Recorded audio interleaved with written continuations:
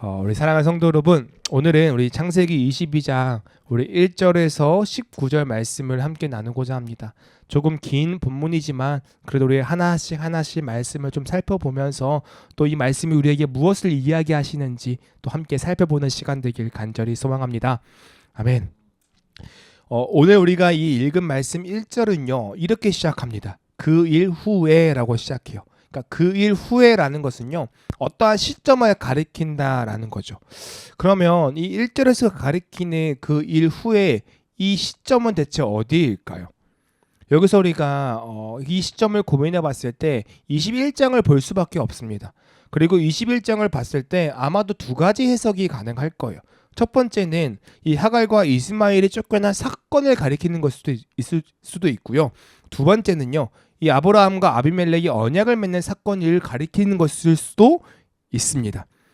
어쨌든 이 일 후에가 무엇을 가리키는지는 정확히 알 수 없어요. 그러나 우리가 알 수 있는 사실은 21장 사건 이후에 어떠한 무언가를 가리키고 있지 않을까라는 짐작을 할 수 있을 정도다라는 거죠. 여러분 그런데요. 우리 그러면 21장을 살펴보면요. 이 21장은요. 이 사건 모두는요. 하나님의 돌봄을 보여주는 사건이었어요. 그러니까 우리가 21장을 계속 살펴봤죠. 그러니까 21장 초반부엔 어떤 거 봤냐면요. 언약적 돌보심을 봤습니다. 하나님께서 아브라함과 사라에게 약속하셨던 말씀하신 대로 그것을 행하시는 사건. 그러니까 사라와 아브라함을 언약적 돌보심 안에서 그들을 돌보는 모습을 우리가 살펴봤었죠. 두 번째는요. 하갈과 이스마엘을 향한 하나님의 돌봄을 또 살펴봤다라는 거예요. 또 세 번째는요. 아비멜렉 이방인들, 그러니까 아브라함을 통해서 복이 흘러가게 하시는 그 세상을 향한 하나님의 돌보심을 볼 수 있었다라는 거죠. 그러니까 어떻게 보면요. 그 일 있은 후에라는 거는요. 하나님의 그 은혜예요. 그 돌봄, 그 돌봄이 있었던 그 사건을 지칭한 다음에 그 다음에 오늘 사건을 이야기하고 있다라는 것을 어쩌면 보여준다라고 우리는 생각해도 된다라는 거예요. 여러분 그렇게 해요. 오늘 펼쳐진 이 사건 속에서도요. 우리는 자연스럽게 하나님의 은혜를 기대하게 됩니다. 왜냐하면 21장에서는 하나님의 돌봄을 우리가 맛보았기 때문에 독자로서는 우리가 그것을 보고 있었기 때문에 그리고 특별히 그것을 이 1절에서 가리키고 있다는 그 사실 자체가 22장을 읽는 우리로 하여금 하나님의 돌봄이 여전하겠구나라는 그 마음을 가지게 만든다라는 거예요. 그래서 그 기대감을 가지고 오늘 말씀 한번 살펴보았으면 좋겠습니다. 자, 우리 1절인데요. 1절 한번 같이 읽어봤으면 좋겠습니다. 읽겠습니다. 시작.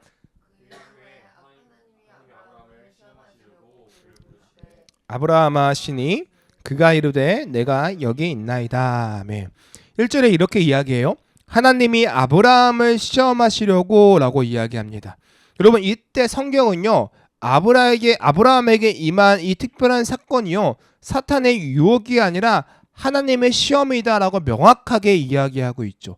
그러니까 이는 앞으로 아브라함이 겪게 될 모든 큰 사건들이요. 하나님의 그 주권 아래에 있는 사건이다라는 것을 미리 알려주고 있다라는 거예요.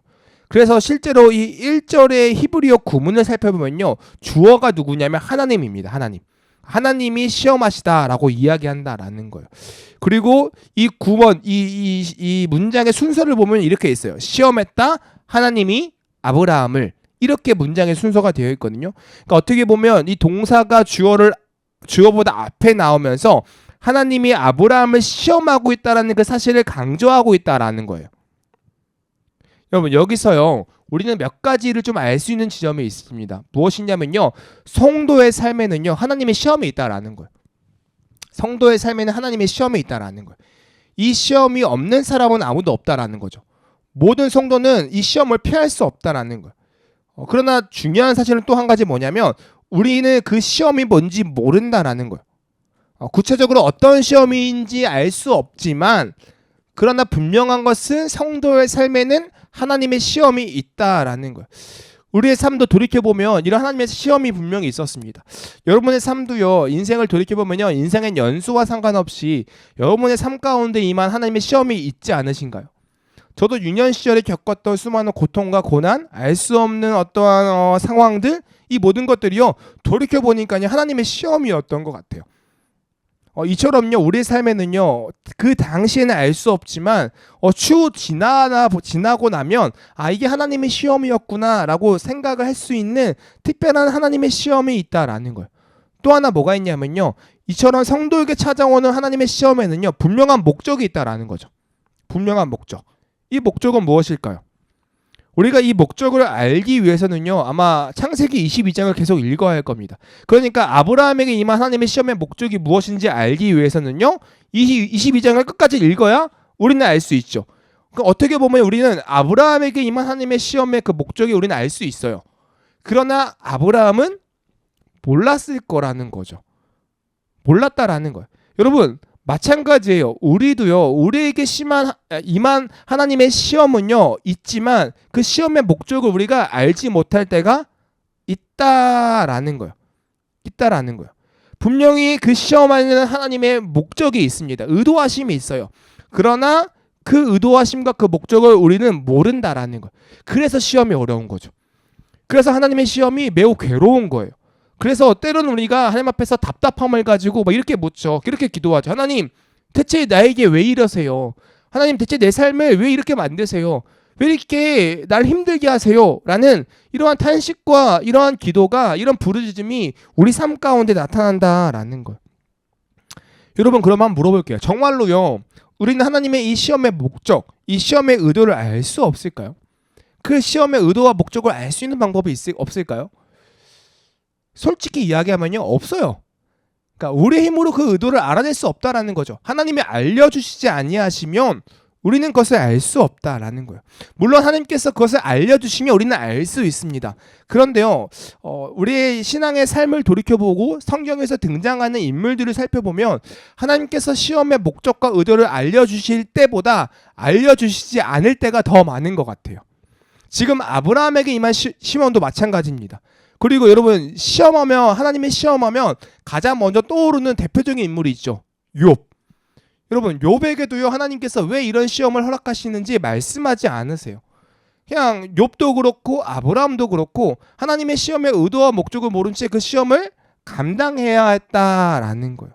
여러분 그래서요 이처럼 우리에게 임한 하나님의 시험은요 결코 가볍지 않습니다. 그러니까 이것이 쉽다라고 우리는 이야기할 수 없어요. 매우 어렵고 힘든다라는 거예요. 실제로 오늘 말씀에서 이야기하는 이 아브라함의 시험도요 매우 어렵고 힘든 시험이었습니다. 우리 2절에요 이렇게 이야기해요.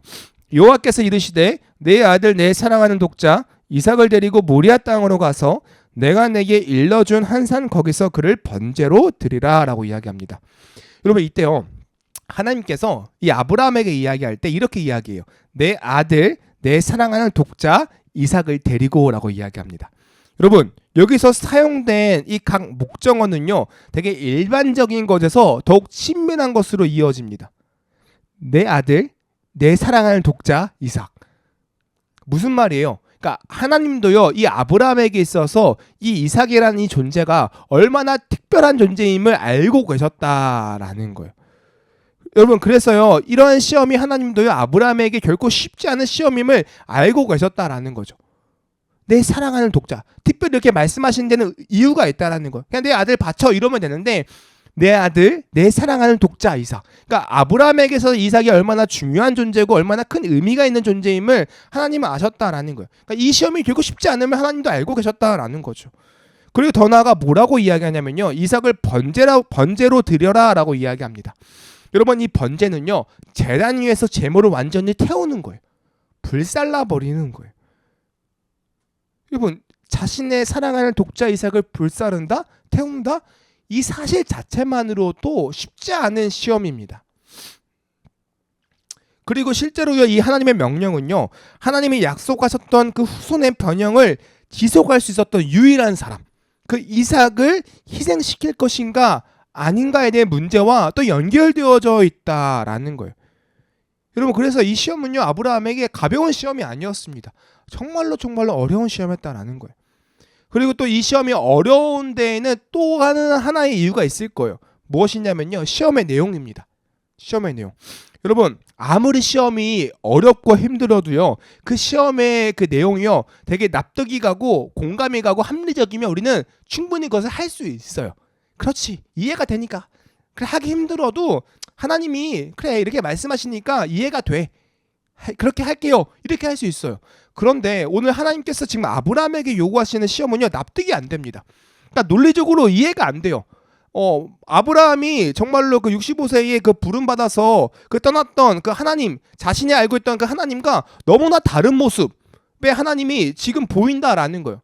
분명히 자유롭고 자비롭고 정말로 인자하신 하나님이셨는데 그 하나님은 온데간데 없고 정말로 뭔가 무섭고 끔찍하고 비윤리적인 행동을 나에게 요구하시는, 명령하시는 그 하나님처럼 보인다라는 거죠.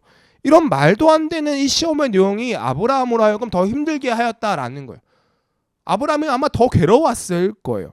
내가 아는 하나님이 맞나? 막 이런 생각이 들 수도 있다라는 거죠. 여러분, 그러면요, 이와 같이 정말로 어렵고 힘든 이 시험을 아브라함은 어떻게 대했을까요? 이 시험에 어떻게 임했을까요? 3절 말씀인데요. 우리 3절 읽어보겠습니다. 같이 읽겠습니다. 시작. 아브라함이 아침에 일찍 일어나 나귀의 안장을 지우고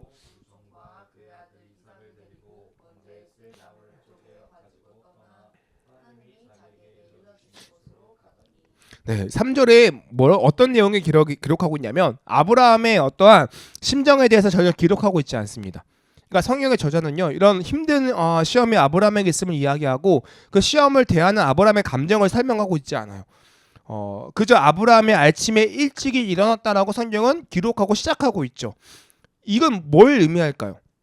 이는요, 하나님의 명령이에요. 아브라함이 즉각적으로 순종했다라는 것을 보여준다라는 거. 그러니까 아브라함의 행동에 지금 집중하고 있다라는 거예요. 그것을 가리키고 있다라는 거죠.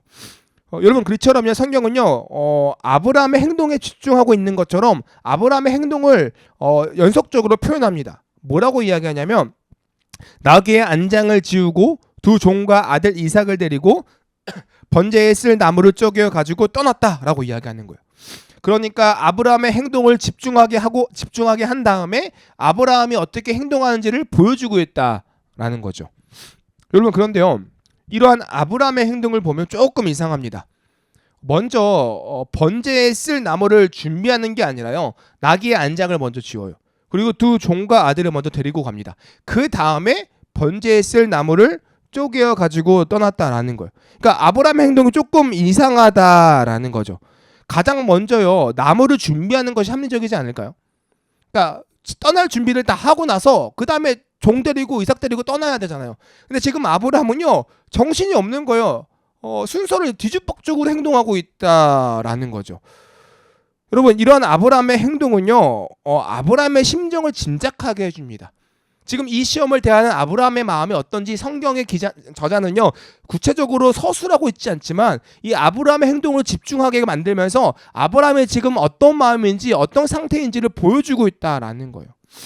여러분, 그리고요, 잘 보면요, 여기서요, 이 번제를 쓸 나무를 누가 준비하냐면 두 종들이 아니라요, 아브라함이 준비한다라고 이야기해요. 여러분, 나무를 준비하는 행동은요, 주인보다요, 종이 해야 될 일입니다. 그러니까 아브라함이 할 일이 아니라 어떻게 보면 종이 해야 될 일이에요. 그게 더 어울리는 모습이라는 거죠.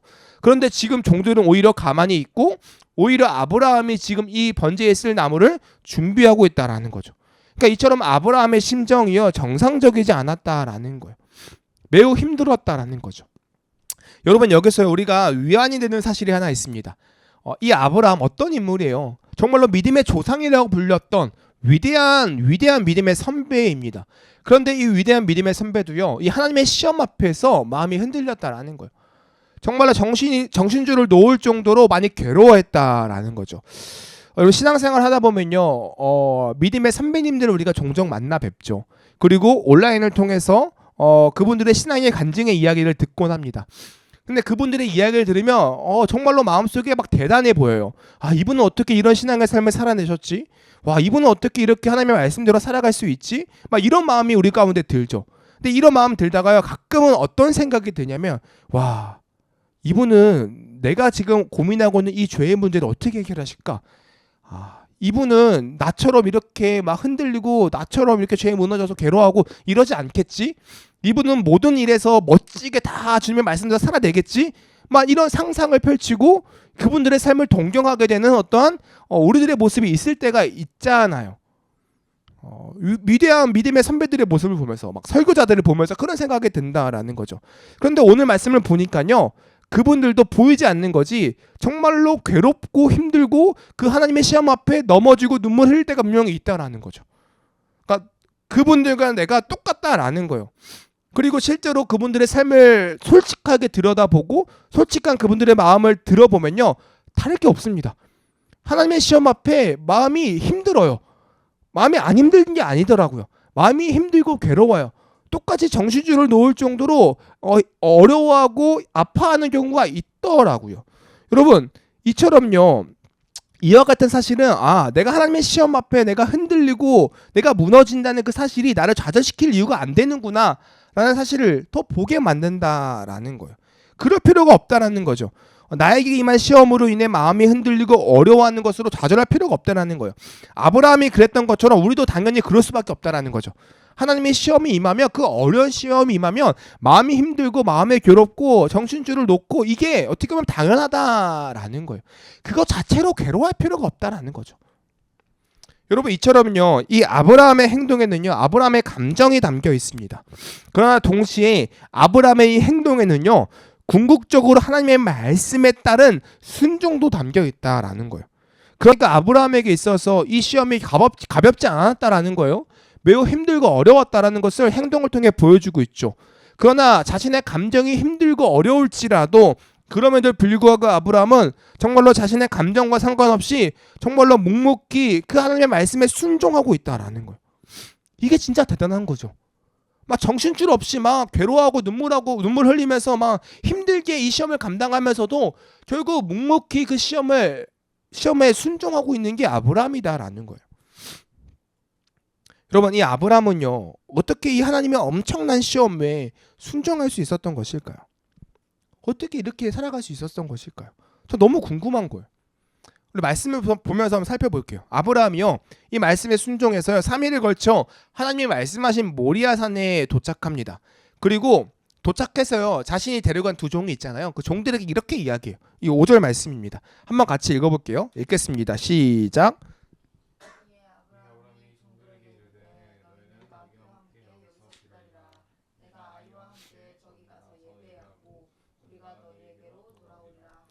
아멘. 뭐라고 이야기해요? 내가 아이와 함께 저기 가서 예배하고 우리가 너희에게로 돌아오리라 라고 이야기합니다. 여러분 생각해 볼게요. 지금 아브라함은 모리아산에 왜 가요? 이삭을 번제로 드리기 위해서 간다라는 거예요. 그렇기 위해서 모리아산에 올라가는 거죠. 그런데 자신의 종들에게는 뭐라고 이야기해요? 아이와 함께 돌아오겠다라는 거예요. 여러분 이 말의 의도가 뭐예요? 아브라함이 번제의 의미를 몰랐던 것일까요? 번제가 모든 걸 태워버린다, 이삭이 죽는다라는 걸 몰랐던 것일까요? 그러면 그래서 이렇게 얘기했던 거예요. 아니면 종들을 그냥 속이기 위해서 이삭을 드린다라 번제로 드린다는 사실을 속이기 위해서 거짓말했던 것일까요? 아니면 그냥 올라가서 죽이지 않으려고 했던 것일까요? 그러니까 아브라함이 이렇게 이야기하는 그 말의 의도가 대체 뭐냐라는 거, 무엇일까라는 거죠. 구약 성경에서는 이것에 대한 답을 찾을 수 없는데요. 우리 히브리서 말씀에 보면요. 이것에 대한 답을 찾을 수 있습니다. 우리 히브리서 말씀이 11장 19절 말씀에 이렇게 이야기되고 있어요. 그가 하나님이 능히 이삭을 죽은 자 가운데서 다시 살리실 줄로 생각한지라 비올컨대 그를 죽은 자 가운데서 도로 받은 것이니라. 아멘. 그러니까 아브라함이 이삭을 데리러 갈 때 어떤 마음이 있었다? 죽은 자 가운데서 다시 살리실 줄로 생각했다라는 거예요. 그러니까 아브라함은 이삭을 진짜로 번제로 드리려고 했습니다. 하나님의 말씀에 그 시험에 순종하려고 했어요. 그러나 동시에 그의 마음속에서는요. 하나님께서 이삭을 다시 살리실 것이야 라고 하는 그 믿음이 아브라함에게 있었다라는 거예요. 여러분 근데 이게 너무 신기해요. 아브라함은 대체 어떻게 이런 믿음을 가질 수 있었던 것일까요? 아브라함이 부활을 경험하지 않았어요. 부활을 본 적도 없습니다. 그럼에도 불구하고 아브라함은 그 부활을 기대했다라는 거예요. 그 부활의 소망이 아브라함에게 있었다라는 거죠. 아브라함이 대체 어떻게 이런 생각을 할 수 있었던 것일까요?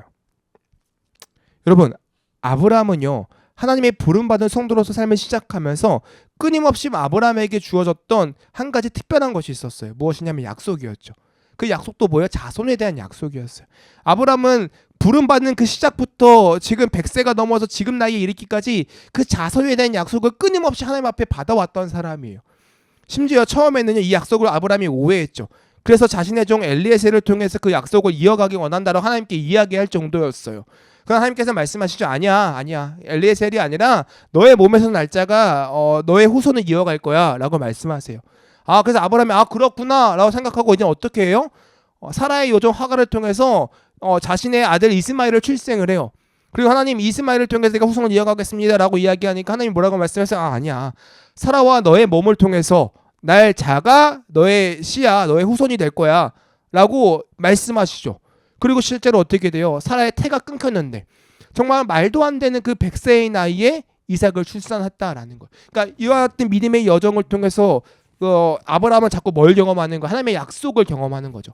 잘 몰랐던 하나님의 약속을 점점 더 알게 되고 그 주님의 약속이 무엇인지를 깨닫게 되고 그러면서 그렇구나, 하나님의 약속이 이거였구나 라는 사실들을 깨닫게 되었다라는 거예요. 여러분, 이처럼요 아브라함은요 여러 가지 영적 경험을 통하여 이와 같은 사실을 알 수 있었다는 거죠. 하나님의 약속과시 후손은 이삭이고 하나님께서 이삭을 통해 하나님의 뜻을 반드시 이뤄가실 거야 라는 그 믿음이 아브라함에게 있었다라는 거예요. 그래서 그 번제의 여부와 상관없이 자신은 잘 모르지만 하나님께서 어떻게 행하실지는 모르지만 분명히 하나님께서 말씀하셨던 그 일이기에 하나님께서 행하실 거야. 그러니까 번지로 이삭을 드리면 이삭은 반드시 죽지만 하나님께서 이삭을 통해 일하신다고 하셨으니 그를 다시 살리실 거야 라는 그 믿음이 생겼다라는 거예요. 여러분, 이런 아브라함의 믿음은요 7절과 8절에서도 잘 기록되어져 있습니다. 우리 7절에 보면요 이렇게 기록되어져 있어요. 이삭이 그 아버지 아브라함에게 말하여 이르되 내 아버지여 하니 그가 이르되 내 아들아 내가 여기 있노라. 이삭이 이르되 불과 나무는 있거니와 번제할 어린 양은 어디 있나이까. 그러니까 이삭이 물어봐요. 아브라함에게 묻죠. 아버지, 그런데요 불과 나무는 있는데 번제할 어린 양은 어디 있어요? 라고 묻는 거죠. 여러분, 이 물음 어때요? 매우 순수한 것 같지만 매우 치밀하고 논리적인 물음이에요. 그러니까 제가 볼 땐 이삭이 좀 똑똑했던 것 같아요. 그러니까 합리적인 질문인 거죠. 이 친구는 어릴 때부터 번제에 대한 개념을 알고 있던 친구예요. 그러니까 나무하고 불이 있고 다 태워야 되는데 태워야 될 재물이 없으니까 그냥 물어봤던 거예요. 아빠, 근데 번제 이거잖아요. 재물 어디 있어요? 그러니까 되게 똑똑한 친구죠. 그죠? 똑똑한 친구예요.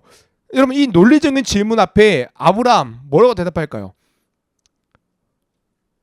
이게 8절 말씀이에요. 한번 같이 읽어볼까요? 읽겠습니다. 시작. 아브라함이 이르되 내 아들아 번제할 어린 양은 하나님이 자기를 위하여 친히 준비하시리라 하고. 자, 여러분, 아브라함이 뭐라고 이야기해요? 아들아, 그 번제할 양은 하나님이 자기를 위하여 준비하실 거야 라고 이야기하는 거예요. 여러분, 이 아브라함의 대답 어떻게 느껴지시나요? 누군가는 이 대답이요 마치 그냥 이삭의 그 논리적인 질문 앞에 얼버무리는 약간 이런 대답으로 여길 수도 있어요. 근데 이 아브라함의 대답은 그런 대답이 아닙니다. 그러니까 논리적인 질문에 논리적으로 답하고 있는 대답이 이 아브라함의 대답이에요. 여러분, 가끔 우리 어른들은요 대답하기 곤란한 이 아이들의 질문에 그냥 얼버무려서 대답할 때가 있잖아요. 아빠, 이거 왜 그래요? 야, 딱 크면 알게 돼.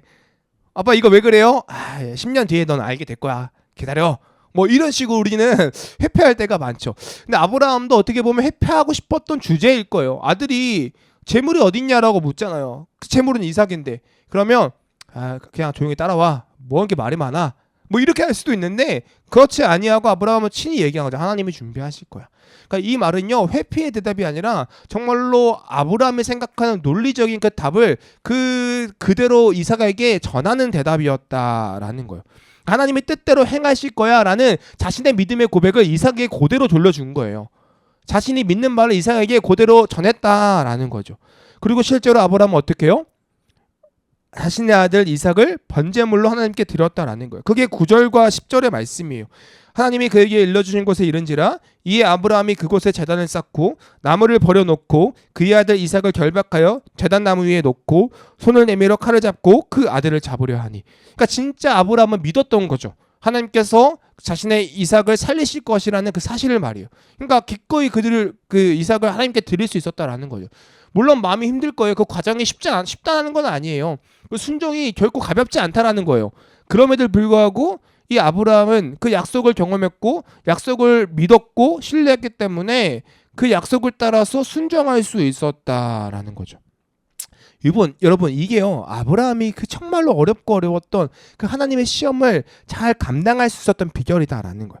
하나님의 약속에 대한 신뢰, 그분의 약속을 경험했고 그분의 약속을 온전히 신뢰했기에 감정이 무너지고 마음이 게으른 그 상황 속에서도 정말로 꿋꿋하게 믿음으로 한 걸음 한 걸음 순종하며 그 길을 걸어갈 수 있었다라는 거죠.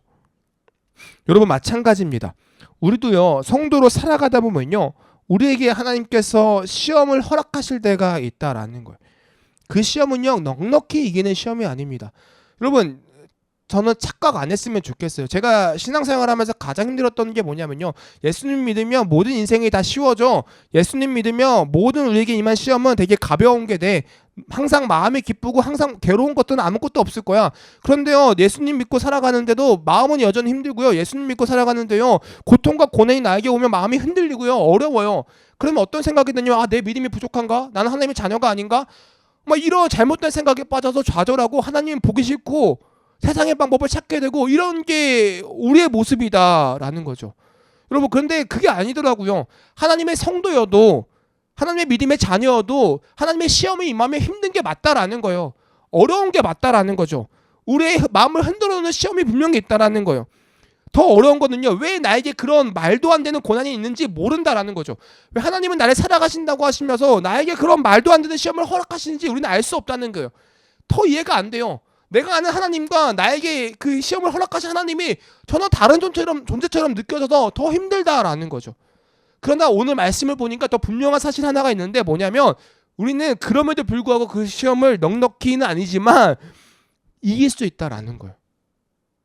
괴롭고 힘들어도 우리는 그 시험을 이길 수 있는, 그 시험에 순종할 수 있는 그 힘이 우리에게 있다라는 거예요. 그게 뭐예요? 하나님의 약속. 하나님께서 그냥 우리에게 시험을 주시지 않는다라는 거예요. 우리에게 약속을 주셨고 그 약속을 믿게 하셨기 때문에, 그게 성도죠. 그러니까 성도된 자들에게 주시는 하나님의 시험이기에 우리는 그 시험을 이겨낼 수 있다라는 거죠. 그리고 하나님께서 우리에게 감당치 못할 시험을 허락지 아니하신다라고 이야기하시잖아요. 그 말은 무슨 말이냐? 하나님께서 우리에게 충분히 약속을 경험하게 하시고 약속을 누리게 하시면서 그 상황에 따라서, 그 약속을 따라서 순종할 수 있는 힘을 허락하신다라는 거예요. 여러분, 아마 엘리에셀 사건 이전에, 이스마엘 사건 이전에 하나님께서 이삭을 먼저 주시고 똑같이 시험하셨다라면, 이거는 제 생각입니다. 뭐 성경에 나와 있지 않아요? 아브라함이 이삭을 바칠 수 있었을까? 아브라함이 믿음의 여정을 시작하고 불과 1, 2년이 지나서 바로 가나안 땅에 들어가서 이삭을 출생해서 하나님께 제물을 드려라고 했을 때, 과연 아브라함이 그 말씀에 순종할 수 있었을까? 뭐 모르겠지만 저는 못했을 것 같아요. 그러나 100세가 넘어서 아브라함이 지금 이 시기 속에서 순종할 수 있는 이유는 정말로 25년이라는 그 오랜 시간 동안에 아브라함이 경험했기 때문에, 아브라함이 하나님의 약속을 경험하고 하나님의 약속을 누리고 성장했기 때문에 그것이 가능했다라고 저는 생각을 합니다. 여러분, 그렇게 해요. 우리는 그 약속이 우리에 있기 때문에 하나님의 시험이 쉽진 않지만 그 시험을 이길 수 있는 힘이 저와 여러분에게 있다라는 거예요. 그 약속이 뭘까요? 성경이죠. 성도는요, 크리스천은요, 기독교인들은요, 그 성경을 믿는 사람들입니다. 그 성경이 하나님의 계시임을 고백한다라는 거예요. 여러분, 그래서 우리가 마음이 힘들고 어려울 수 있지만 그 성경이 있기에, 그 계시가 우리 가운데 늘 가까이 있기에 우리는 실패하지 않는다는 거죠. 하나님의 약속을 신뢰함으로 우리는 결국 순종할 수 있다라는 거예요. 그리고요, 우리가 또 낙심하지 않은 이유, 그러니까 시험을 잘 감당할 수 있는 두 번째 이유는 무엇이냐면요, 그 시험의 목적이에요. 우리가 궁극적으로 하나님께서 그 시험의 목적이 뭔지는 알 수 없지만 그 시험의 목적의 진짜 이유는 알 수 있죠. 구원의 탈락을 위해서 하나님께서 우리 시험을 주시는 것이 아니라 우리의 믿음의 성장을 위해서 하나님의 시험을 허락하신다라는 거예요. 사람들은 착각합니다. 보통 시험의 의도는요, 탈락이라고 생각을 해요. 그러나 하나님의 시험의 의도는 탈락이 아니에요. 하나님의 시험의 의도와 목적은요, 우리를 자라가게 함입니다. 우리를 성장케 하기 위함이에요. 여러분, 시험 봐서 우리는 합격할 수 없는 존재예요. 뭔가 시험 봐서 우리는 구원에 들어갈 수 없는 존재입니다. 시험 보면 우리는 다 탈락이에요. 구원의 문제는요, 이미 오래전에 해결되었습니다. 하나님께서 아브라함도요 그 믿음을 허락하시고 믿음을 통하여 그를 의롭다 여기셨어요. 창세기 15장에 이미 하나님께서 그를 의롭다라고 여기셨다라고요. 그러니까 믿음의 문제는 아니에요. 구원의 문제는 아니다라는 거죠. 하나님의 시험이 말이에요. 이 하나님의 시험은요 성장의 문제입니다. 주님을 닮아감의 문제입니다. 마찬가지예요, 여러분.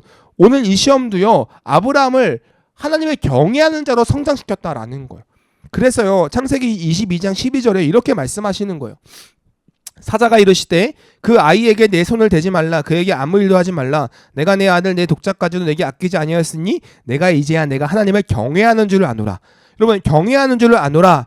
여러분 이게 무슨 말이냐면 너가 경외하는 자로 성장했어 라는 하나님의 말씀이다라는 거예요. 그래서 어떤 학자들은요 이것을 이렇게 이야기합니다.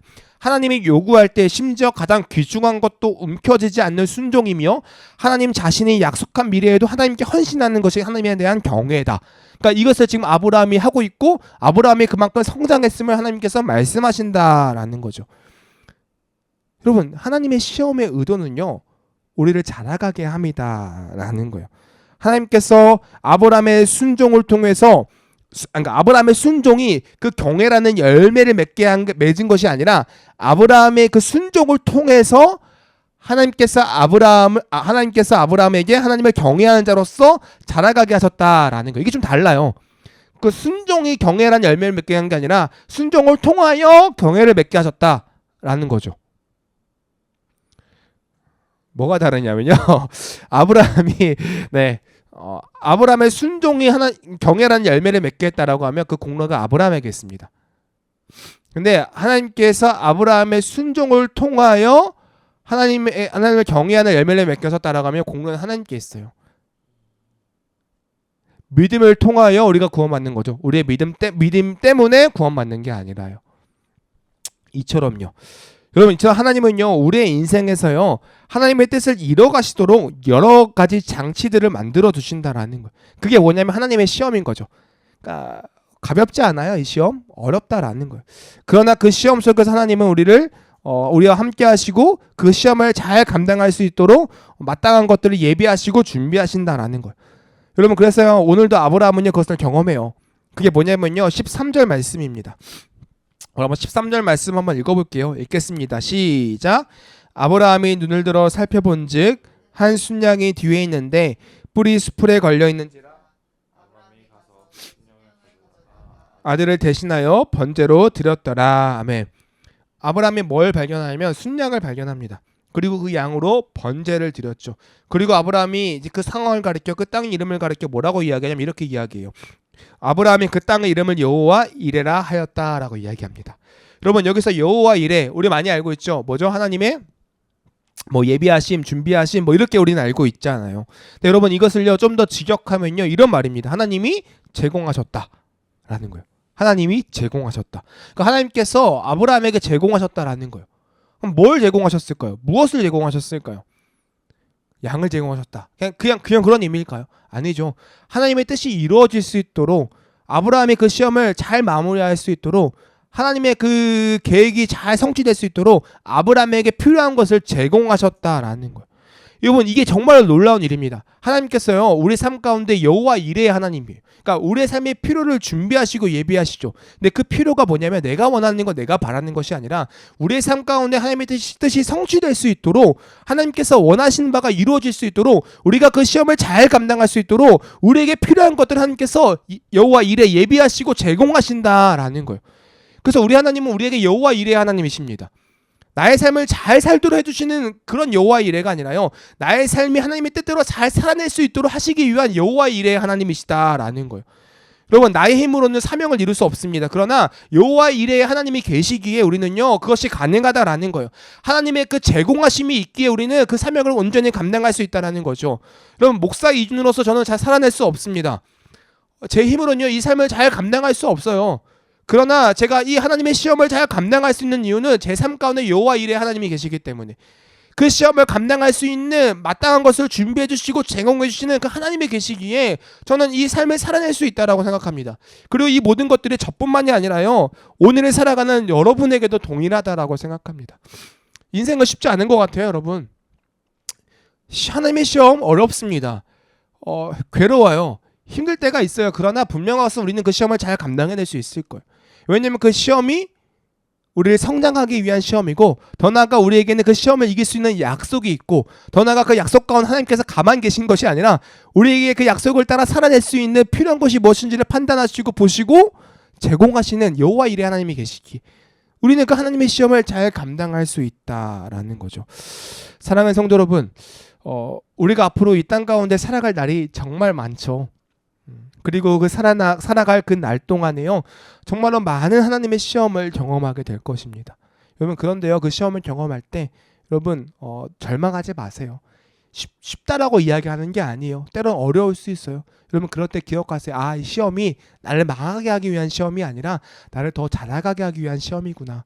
그리고 그 시험이 힘들면 뭘 기억하시냐면 성경을 펴고 성경을 읽으세요. 그 약속을 자꾸 되새기세요.